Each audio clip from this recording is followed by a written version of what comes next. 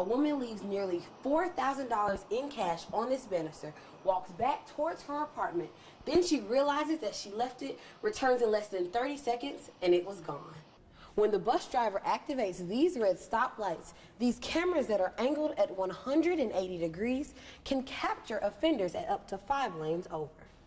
But she says she just finished crisis prevention training and used those same techniques to send him running right back into the woods. Right here where the bullet came through this wall, bounced off the back of this bed, and landed in this baby's crib.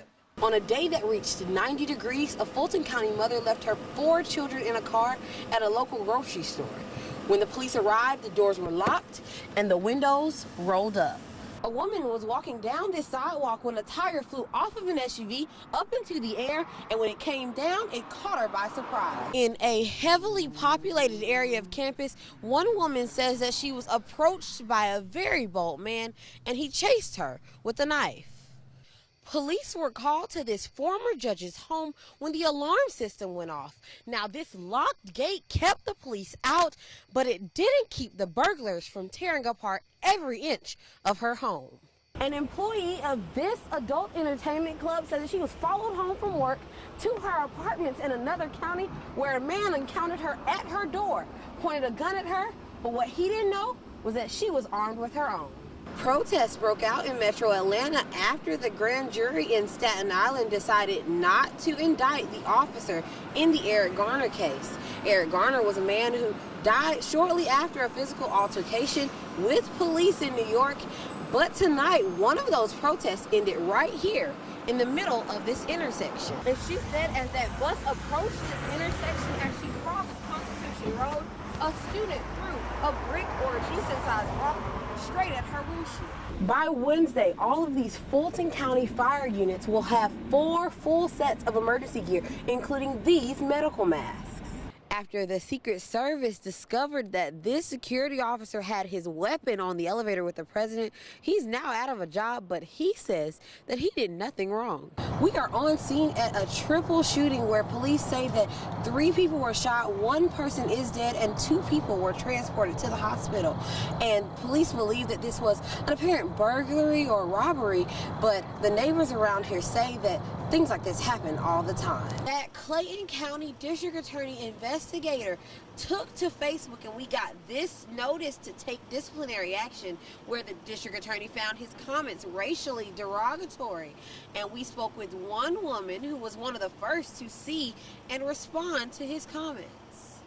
During an investigation conducted by the Department of Public Safety, one trooper lieutenant admits that while on the clock, he was simply hanging out with his friends.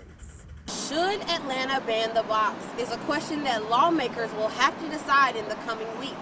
This legislation will require all City of Atlanta businesses to remove the section where convicted felons have to check the box and note their felonies.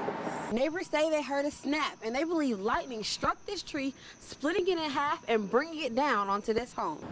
A woman is being treated here at Grady Hospital tonight after leading police in a high-speed chase down 75 South this afternoon.